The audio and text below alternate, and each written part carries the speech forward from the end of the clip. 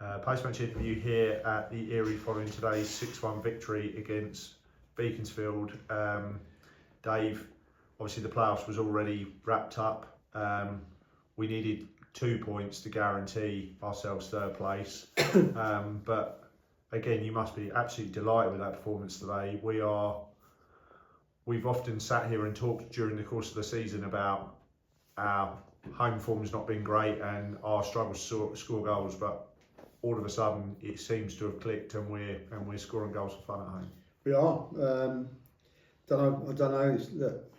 I can't take praise. I don't think me and Skip have done anything different. Or James when he's done his sessions, we just, I don't know, maybe because we're in the position we're in and it relaxes people. I mean, look at Bondi's hat-trick today. You know, they were all sweetly taking goals. He can be accused of rushing at times, and today everything was just swept in the net. So, yeah, I don't know where they've come from. We are on a hell of a run. Obviously, confidence is coming. You know, the wins breed confidence, and we're playing it.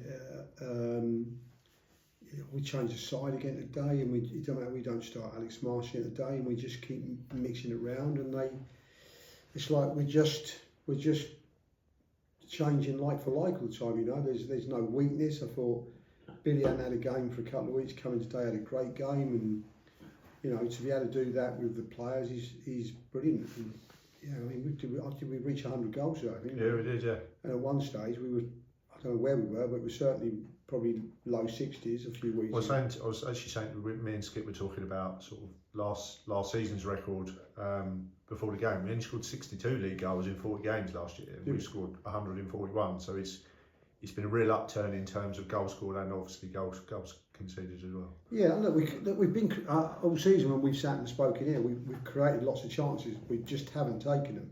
But I think the good thing is that it's a bit like FC of old. They are spread around. There's a lot of guys with a lot of goals. You know, we've been the last few seasons. We've probably been very reliant on Alex and Tom Coles.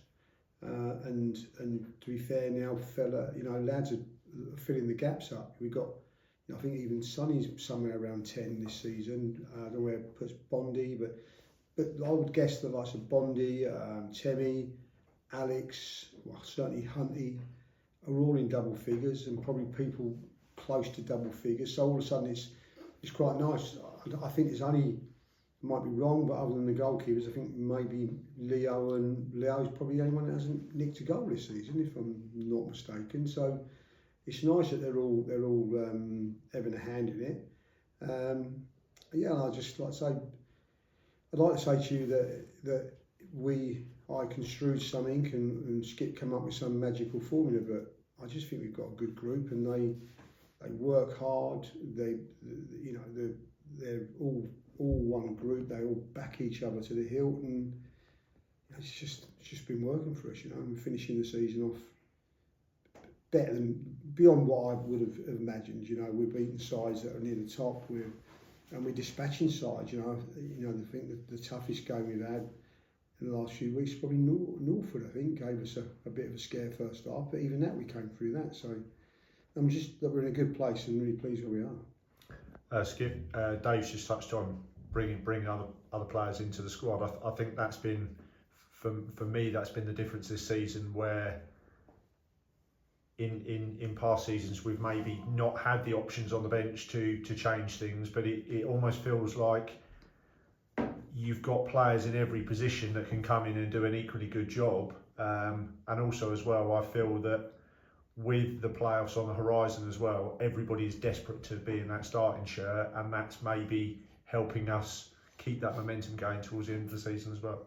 Yeah, no, we've been quite lucky because we've been able to dovetail the squad. So we've got probably 18, 19 players, but they're not all available every week. So we've had injuries, we've had the odd suspension, we've had holidays. So we've been able to, there's been the odd week we may have had to speak to one or two to say that we've got too many today and you're not involved. But they all know that they all know they're good enough to play. They all know they're good enough to start.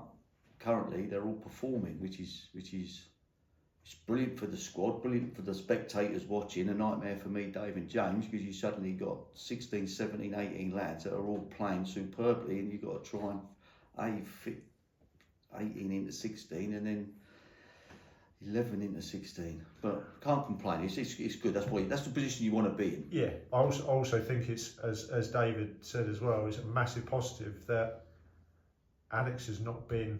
He was on bench today, came on. Obviously, he's massively influential for us as a team. But we didn't have him on Tuesday night. We obviously had him on the bench today, and we're still scoring goals for fun. In past seasons, we've been heavily reliant on his goals, but the fact that it is being shared around the team is a massive plus as well. He takes a lot of what's off him as well, bless him, because if you're a player going in there knowing that you are the main threat, you've got added pressure yourself. But his work rate is second to none, so his desire is second to none. He's quick enough to dish out some rollickings if people ain't giving 100%, and he's driven the team on. There's been times there where mid-season he looked like he's never going to score a goal, but he's creating space and he's creating for others. So yeah, we're just in a lucky place at the moment where players are taking their chances. We've had games this season.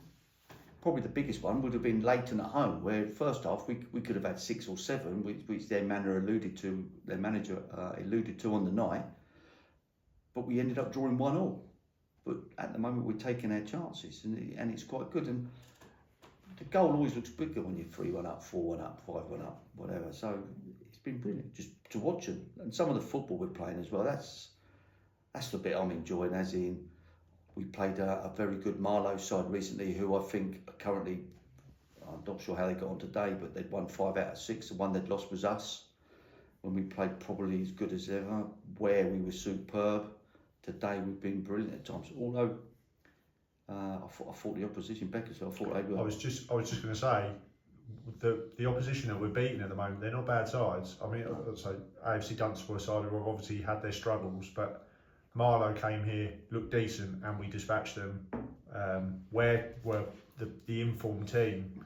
We win 5-1 today. I felt until Bondi gets the goal on first half stoppage time, that game is in the balance as well. But we're a real threat going forward, and we look like we can score a goal with every attack. At the moment, the big moments are falling to us, and we're taking them. So yeah, you're spot on. Today's game at 2-1 going in at half time, or with seconds to play, that game is in the balance, and then Bondi has scored really out of nothing, and he's took it superbly. He's 1-on-1, and he's just picked the top. I can imagine that must have changed the tone of the half-time talk as well, because at 2-1 you're thinking, well, do we need to change it, because they're getting on top for the last 10-15 minutes of the half, whereas going in at 3-1 is a completely different scenario. I can't say exactly what we said at half time, but what I can tell everybody is Dave's toys left the pram. He was not happy, but it was down to the fact that we'd started off so well. We were pressing them. I think the thing that most impressed me from the start was the intensity was very, very good in the first 10-15 minutes, and they couldn't really cope with it. Whereas I felt on Tuesday, although we won 5-1, I didn't feel there was any. I mean, the pitch didn't help, but I didn't feel there was really any real intensity. And I feel like when we play to that high intensity, we're hard to stop. Today we started off high intense, got on top, scored 2 goals, looked like we were going to sit there and just open up the floodgates, and then all of a sudden we decided that we weren't going to harass the ball, we weren't going to chase them down. When we had the ball, we looked superb, but we allowed them to have the possession and we allowed them to pass it around, whereas the first 15 minutes we literally did chase in packs and didn't allow them to settle. Bondi's goal at 3-1 gives you a bit of a cushion. Dave gave out his rollickings. I thought the second half, I thought we were much better. We chased everything down. We didn't let them play.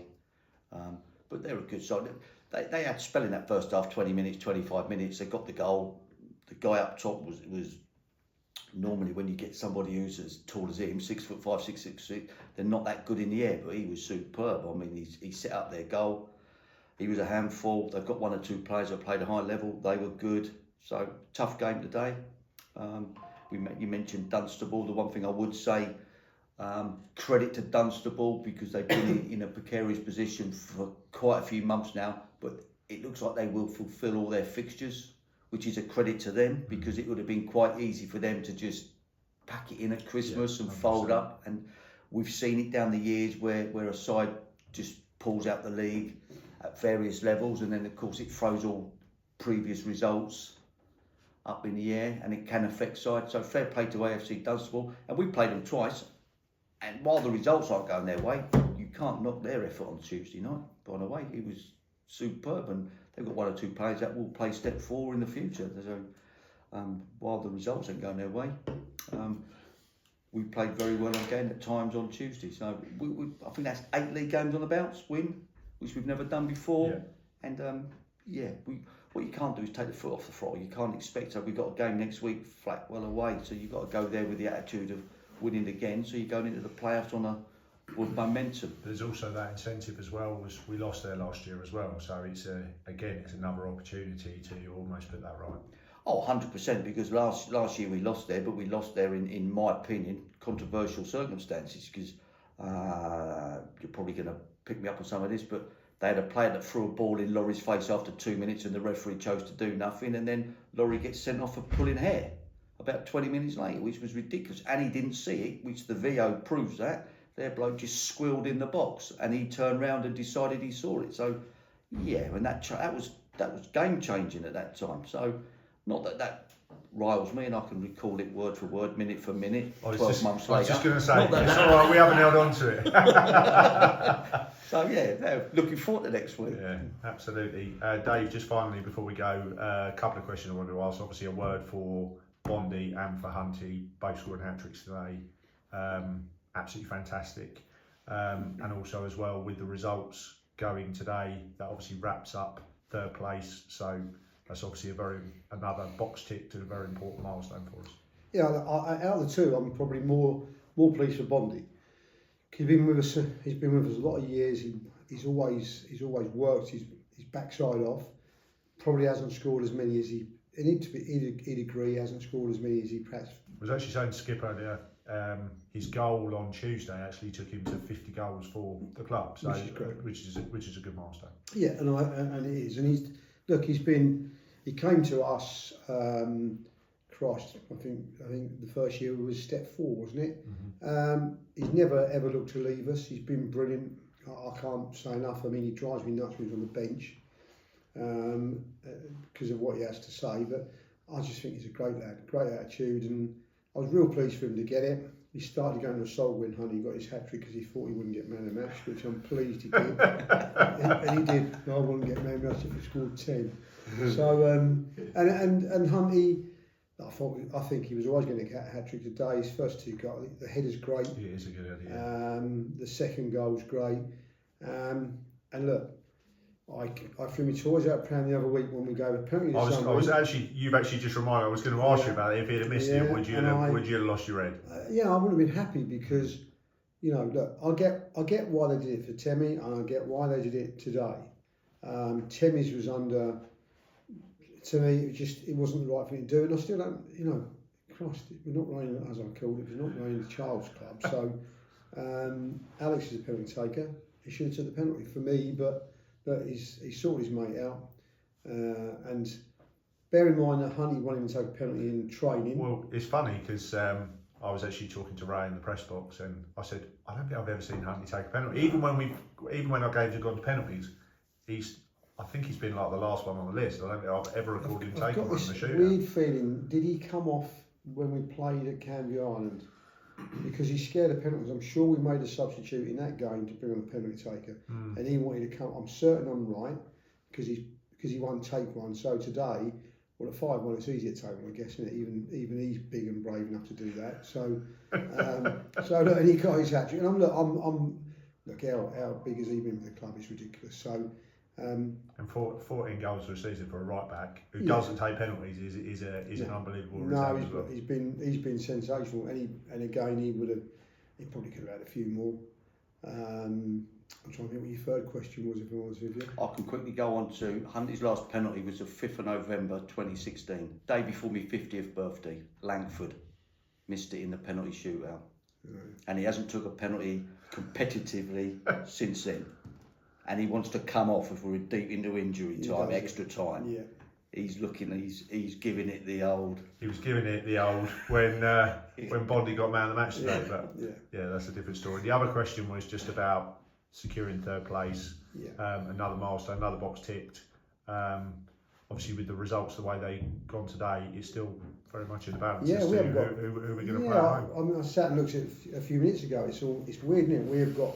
We are clueless, us and Hitchin, as to who we're going to play. I mean, you've got a situation. Town have they've got a tough game next week.